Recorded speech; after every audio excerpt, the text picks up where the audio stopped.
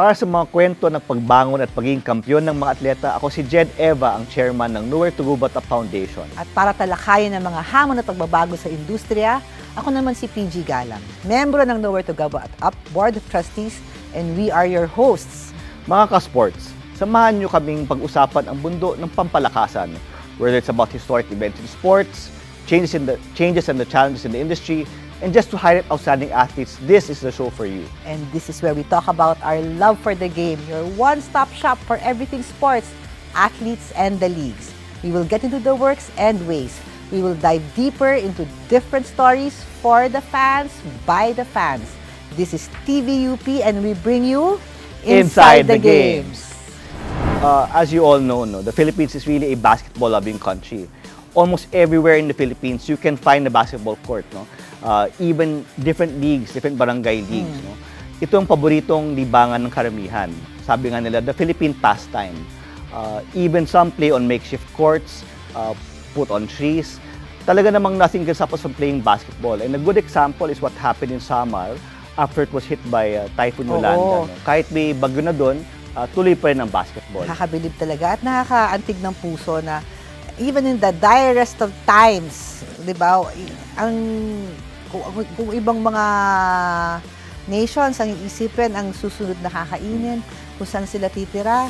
Pero hindi eh. Yeah, ito basketball pa rin. So, basketball pa rin. Let's watch this.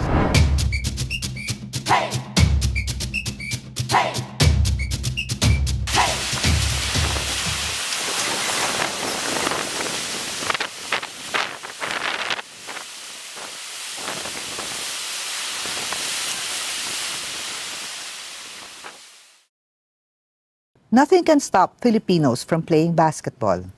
In the aftermath of Typhoon Yolanda in 2013, Filipinos showed their passion for basketball as a means of healing and resilience. Despite the massive destruction and loss, survivors in affected areas continued to gather and play basketball, using makeshift courts amid the ruins. Basketball offered an escape from the harsh realities and a way to strengthen their community bonds. The resilience displayed by these survivors highlighted how deeply ingrained basketball is in Filipino culture and how it serves as a source of hope in these difficult times.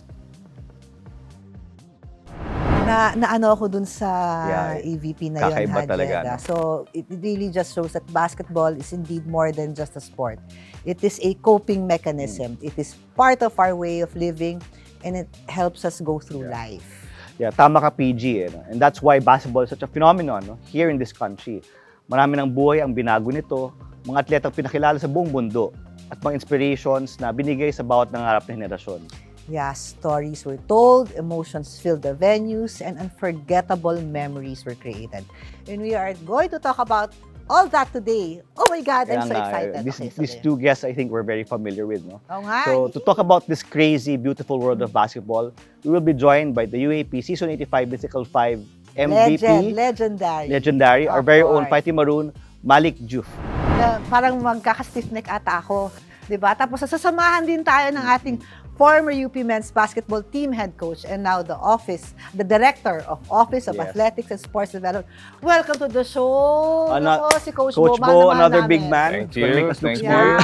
Thank you. Ito, at least reasonable height. Thank you for having us. Sit down. Okay. Okay. So, ikaw, Jed, simulan mo. Para ano hanap rin naman ng usapan ba natin to? I think we're all in sync today. I know, oo Anyway, at the onset, allow us to thank all of the both of you for coming here and accepting our invitation to guest in the second episode of our show. Oo nga. Pero kailangan naman talaga na it's not incomplete.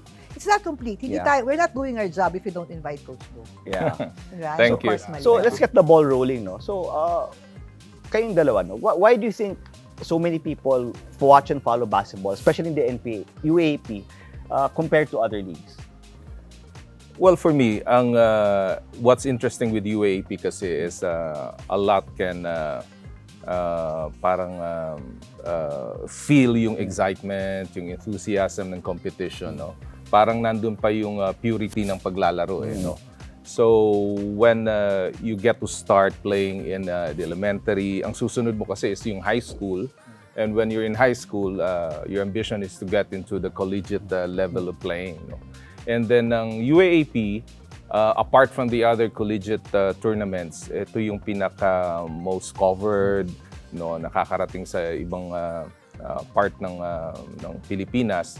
And luckily, napakaganda ng mga nagiging ehemplo, no, ng ating mga players like ngayon, katulad na sila Kevin Kiambao, no, before with Carl Tamayo, no, JD Kagulangan, Now with Malik. no, yan, before with Malik also, no.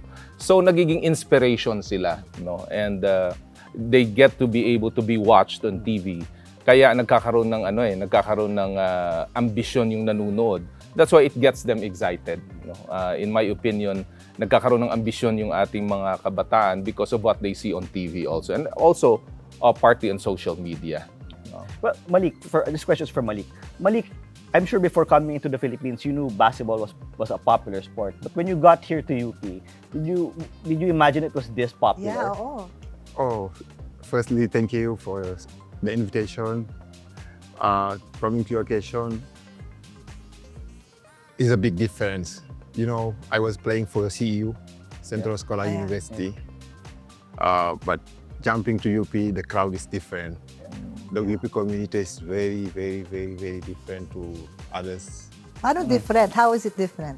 I can say like people are friendly, very supportive. Bahal ka namin eh. Playing basketball and seeing people watching you is very exciting. So that give you like motivation. Yeah.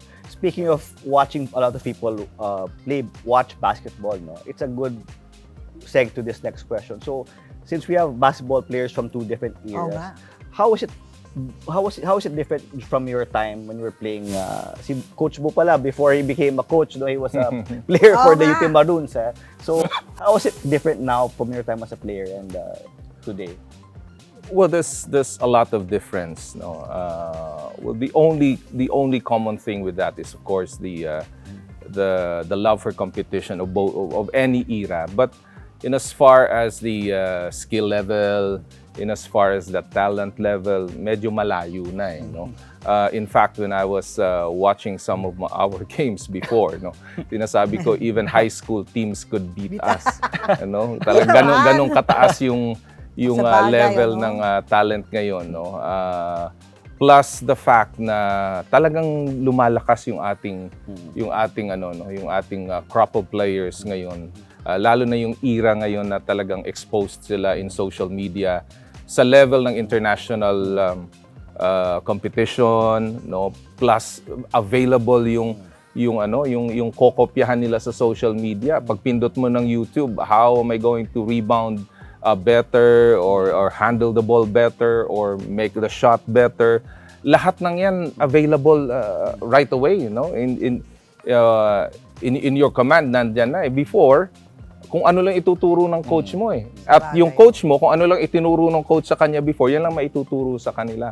So, my thought really is napakalaki na ng diferensya in terms of yung skill level at saka yung talent. Plus of course, yung nutrition at saka yung improvement ng genetics.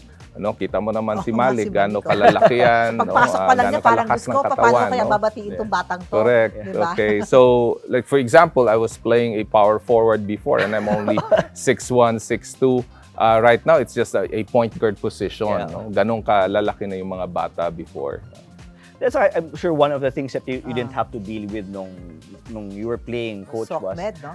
sockbed, and walang nagpapaselfie sa'yo nun dahil ilan na may camera. You, Malik, I noticed you're one of the most easy to approach people for selfies. How do The you smiling Malik, how do you ano ba? deal with all of the fans going up to you and asking for selfies?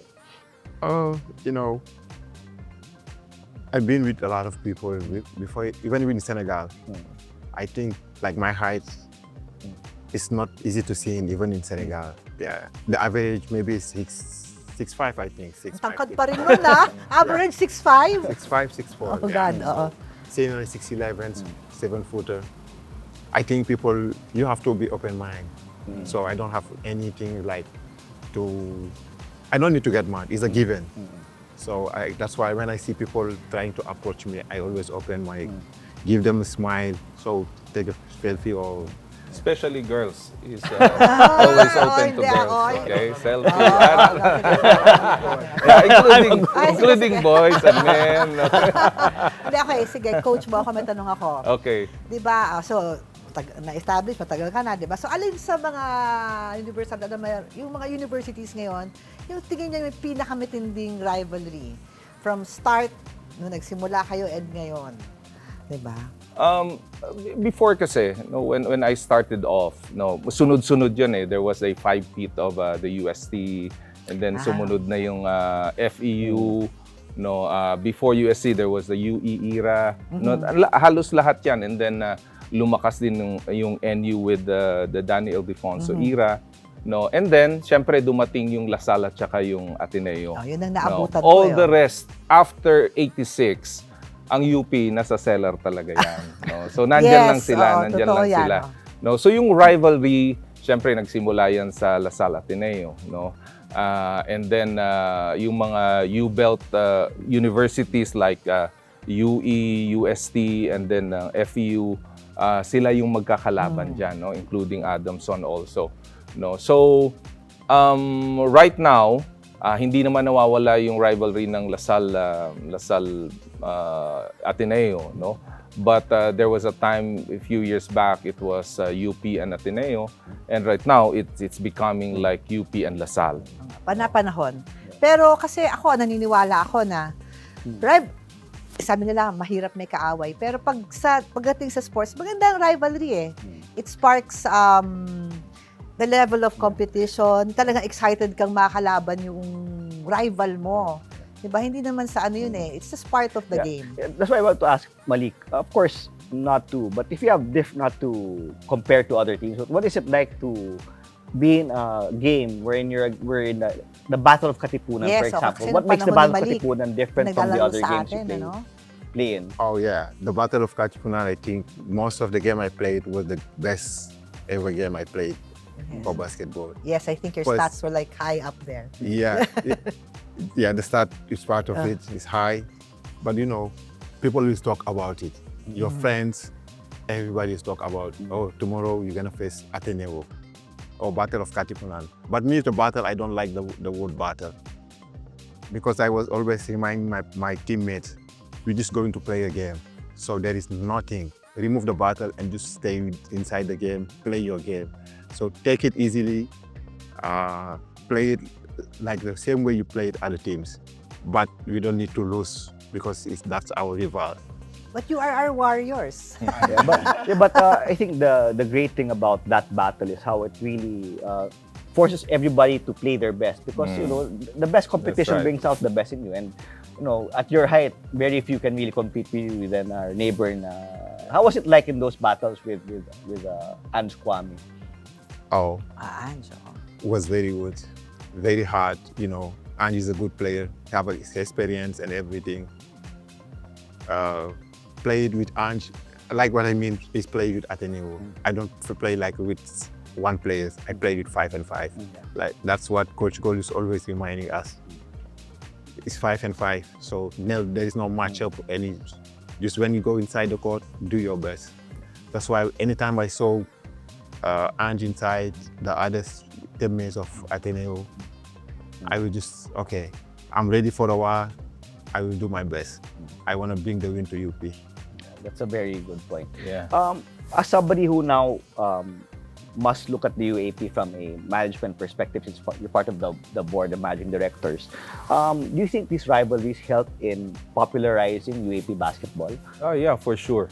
You know, nasa history naman natin yan, no? Even in the PBA when it was Crispa, Toyota, San Miguel, and Pure Foods before. Toyota ako. No? So, lahat ng yan, it perks up interest among those who are watching it. No? Plus, pag intense ang rivalry kasi, you're forcing somebody to pick a side. You know? So, katulad ng sinasabi mo, PG, kanina, either Toyota ka or Crispa ka eh. Nung panahon natin. Yeah, so, before my time kasi there was a great divide. Yeah. And even if you're hindi ka nga avid fan eh. Pag tinatanong mo, ano ka, Crispa, Toyota, alam mo kaagad na either Crispa ka or Toyota ka. Or, Now, if you're before, if it's going to be LaSalle or Ateneo or UP and LaSalle or UP Ateneo, kahit na hindi ka alumnus or alumna ng mga eskwelahan na yan, nakakapili ka because there's an intense rivalry among these universities. So nagkakaroon talaga ng nagkakaroon siya ng additional interest because of that rivalry. So importante yung rivalry sa competition. Yeah. So, ikaw, ngayon, with the level of athleticism ngayon sa UAAP basketball coach, na admittedly, ang taas na. Not just physical, but even their skill set. So, ano masasabi mo doon na the future? Ano pang makikita niyong improvement or the way it's heading? Yung ating athleticism and the skill set? Well, ang pinaka-gauge mo talaga dyan is how can we compete internationally, no? Nice. So yan yung gini-gauge mo eh. Kasi right now, naniniwala ako na kaya natin mag-compete with the likes of AJ Edu, ni Kai Soto, ni Carl, or even nila. Napakarami na natin pwedeng maitapat sa mga 7-footers. Hindi pa marami, pero meron na tayong pwedeng itapat na malalaking guards like Dwight Ramos or even yung sila Oftana, no, mahahaba sila Chris Newsome. Kaya natin mag-compete na sa kanila. Before, hindi. Kasi although magaling si Johnny Abarientos, although magaling si Hector Calma, pero maliliit talaga sila. You know, ang sentro lang natin was Mon Fernandez, Alvin Patrimonio, no, but now ang hahaba ng ating mga wingmen. We still have Japet Aguilar who can play on the wings, no, and marami na yung pwede nating maitapat dito sa, kaya nakaka-compete na tayo with the likes of China, Japan, or even in Australia. Actually, ano nga yan eh, kasi pinagtatawanan kadalasan ng Pilipinas kung bakit nyo ba mahal ng basketball, niliit nyo. Diba? Pero ako naniniwala ako na kung mahal mo, aayon. So ngayon tumatangkad ang ating mga players natin eh. You can't teach height. Naniniwala ako doon. So you can't teach height. So ito, hindi ka na namin tuturuan, mali. Matangkad ka na talaga. Kumbaga masters ka na doon. Pero in terms of, tama yan coach, yung before, parang it's unthinkable because maliliit talaga tayo. Let's admit this. Diba? But now we're seeing the genetics and DNA is catching up to our heart level. Nutrition, especially. Well, yeah, it's true. O, di ba? Kasi gusto natin eh. Kung gusto mo, mangyayari eh. So, so now, yeah, it's true. Natutuwa ako na tumatangkad nga ang ating mga koponan to make us like viable. Okay. Yeah. This next question is for you, Malik. No? You played for us for 3 seasons. I know there are a lot of memorable moments there, but what was your most memorable moment when you were playing with us? Season 84. Of course. Yeah. Of course naman. Season Kami 84. rin. Kami rin. Of course, yeah. When we won the champion, you know, after pandemic, and during pandemic, a lot of things happening. I think, like for me, I stayed like 1 year in University Hotel alone. Was not able to go home. Practicing with Coach Mo every day. A lot of hassle. Going to look for a gym is hard, but Coach had a friend somewhere around Commonwealth. He was practicing that every day, practice training every day, me and Coach Mo. I think when we won, after we won, I was just telling him, thank you, Coach. I think the help he was giving me, that's the result now. And playing during that time, I think the Ramadan also. Playing and fasting, both. I remember we were worried that if you can play because we weren't allowed to eat. Yeah, I was not allowed to eat, but thank God, ended well. So, for you, Coach Bo, of course, we won't already include, outside of that 84 championship, which you helped engineer, what was your favorite or most memorable UAAP moment? Maybe when you were playing or when you were a coach? I know there are a lot, but let's try to identify a few. I think there was season 81 when we first entered the Final Four for a long time. No? That was against LaSalle. No? And the reason why pinili ko yan kasi malaki yung agwat natin against Lasal, there was so much time for me to be happy. Alam mo yun, yung fourth quarter, 5 minutes to go, alam mong mananalo ka na. So naisip ko, ay salamat Lord at nananalo kami, papasok na kami ng Final Four. No, kasi right after that, you won't be thinking about the game, you will be thinking about the next game. So medyo mahaba siya, no? And it propelled us into the next Final Four series against Adamson. No, so again, yun yung mga exciting na alam mo na parang talagang lumaban lang si UP. Yeah, I still remember the video clips from the locker room after that game.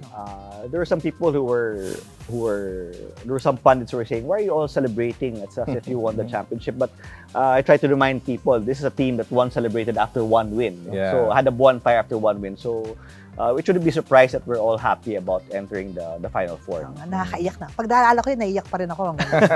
Hanggang ngayon. Di ba? Naiiyak at the same time, kung nalulungkot ako, alalahanin ko lang yun, sumasaya ako ulit. It's that greatest source of inspiration for all of us. This one we asked also our previous guests, and we have to ask this first si coach mo. So sa inyo, sinong top 3 greatest UAAP players of all time? Sino nga? Well, sa mga nakita ko, no, kasi ngayon meron na tayong mga replays. Ang number 1 ko na ahead of his time was Benji Paras. No? Isa yan kasi talagang ahead of his time, a very athletic 6'4", 6'5" guy. No, alam mo na kakaiba yung galaw niya doon sa mga kalaro niya. And of course, I played against Johnny Barrientos, no. Laging maliit siya, pero alam mong he changes the game. At alam mong until now, siya pa rin ang nagiging point of reference pagdating sa point guard position, no. And then etong mga recent times, maybe I could say mga bago, it's a toss-up between Carl and Kevin, no? Kasi yan yung mga makabagong mga players natin, mga malalaki, mahahaba, pero with guard skills, no? Can shoot from outside, can penetrate, can rebound, can post up. Ito yung mga modern era players natin. So sila yung mga I think would change the game. That's true. Alam mo ka kasi ngayon, parang hindi na ata uso yung you're just stuck with one position. Correct. Yes. Parang kailangan at least two-way player ka to make it. Like si Malik, nagtitress yan. Nagulat ako na you attempted the three. Parang, oo nga naman, why not? Yeah, speaking of the three-pointer, no, this is a sort of like a controversial question or topic now. You, Malik, somebody who does shoot threes, so you're a center who shoots threes. What do you think about the recent innovation of introducing a 4-point shot in the game? Oo nga. Is it a circus trick or what? Even in Senegal right now, that's the topic. Oh, really? Yeah. Are we the only country? I don't know. Even in Senegal, that's the We are topic. the only White 4-point shot. Everybody's asking me, like my friend, my coaches there, they're saying, Malik, why 4-point shot? What? Explain to us. I was saying, no, it's a long topic, so I just give them top about Bolik, who was trying to catch up, so to tie the game. So I was explaining that. That's why they made the trip of the 4-point shot. But for me, I don't like it, to be honest. Yeah, I don't like the 4-point shot. Well, in North Korea, they have a 5-point dunk. Really? Anong But that's 5-point in North dunk? Korea. As a North They have Korea. their own rules. But you know, They can have a 100-point, diba? Then who cares, diba? because Right? we've been watching games since we was young, like NBA, EuroLeague. There is no country who made that kind of 4-point shot. I respect PBA a lot, but I don't see any excitement because there is a game, then there is a rule. So I don't know why. But again, just for context, even the 3-point shot, which was first introduced by the NBA in the late 70s or early 80s, it was controversial. I once read a basketball magazine from that era where people were writing, complaining about the 3-point shot and calling it a gimmick. So what's a gimmick 20 years or 30 years, 40 years ago can be convention today. So you never know. But again, something, a twist that I think a lot of people are looking at, whether they deny it or not. Yeah, and also I'm saying if you made a 4-point shot, So they have to start it earlier, like make it in the UAP, Actually, NCAA. with the 4-point So shot, ang players hirap. will be having a bit to make a 4-point shot. At least they have a tips. Actually, kung 4-point shot, feeling ko, mag 6-player na lang eh. Kasi ang hirap, the spacing now. Yeah. The spacing now eh. How do you defend against a 4-point shot? So, ang layo na. Yeah. So, 5 players is not enough to cover for someone who can shoot from a 4-point range. I think it's the Steph Curry. It's the era. The era of Steph Curry that he can shoot from the logo. So parang kailangan nilagyan ng ano. But again, it's up for debate. You're right. I mean, history will prove This will us- judge. will judge kung tama ba itong decision na to o hindi. Anyway, our time's kind of limited, but we want to wrap up with this question that I think this speaks to the UAP as a developmental league. How do you think the UAP is helping develop basketball in this country? Do you think it's had a positive impact? Will it have a positive impact moving forward in terms of developing talent? Alam mo, ako personally did say two-headed question eh. Kasi sa akin, UAAP is very inspirational, no? Among all our youth na nakakapanood, no? A lot of them would aspire to be a collegiate player, no? In fact, to the point of disregarding education, no? Yung para bang yan. ang nasa isip mo na ngayon is hindi magiging basketball player ako kasi ito yung ina-aspire ko, gusto ko ito yung magiging career ko, no? But you have to remember na there's a point na dapat merong mga inspired lang na karapat dapat na maglaro ng basketball. Yung karamihan sa inyo dapat mag-aral, no? Dapat mag-aral, dapat nag-iisip ng ibang career kasi kung titingnan mo ilan lang ba naglalaro sa PBA, ilan lang sa MPBL, you know. So you need to have to put a stop until when ka maglalaro at mag-aspire to be a professional basketball player. You know, yan lagi ang burden ko na dapat na pagsasabihan natin without putting off the dreams of thousands or even millions of youth, no? Na iniisip mo gusto kong maging basketball player, you know, okay, pag hindi ka na pwedeng mag-basketball player, mag-aral ka na, you know, para sa pamilya mo, para sa kinabukasan mo. Hindi ang basketball hindi para sa lahat. Okay. To play. But To I would play, suppose na kung gusto mo talaga yung sport, there are other things to do Yes. other than playing. Yes, correct. Other than playing. And gano'n Correct. naman tayo nun. Yeah, So, just for reference for everybody watching there, si Malik may have graduated from the UAP, but Malik's enrolled and he's yes, studying I'm so now. happy about that, Malik. So, Pinapagpatuloy nata, so kids, di ba? Pinapagpatuloy po ni Malik ang kanyang pag-aaral. Yes. I'm very proud of you, Malik, for doing that. Di ba? So once again, thank you very much to Malik and Coach Bo for joining us today. Pagdating talaga sa usapin ng basketball sa Pilipinas, you can't deny na the UAP is one of those which have molded this generation of players. This is where kids start to dream, where legends are made, and where we are, as you said, stronger, better together. At saka, alam mo, actually, kulang ang oras. Sa totoo lang, ano, if we talk about basketball, we can talk about it the whole day, the next day, until the next Lalo kung may year. beer, no? Or, Talaga, forever. Di ba? Basketball is life.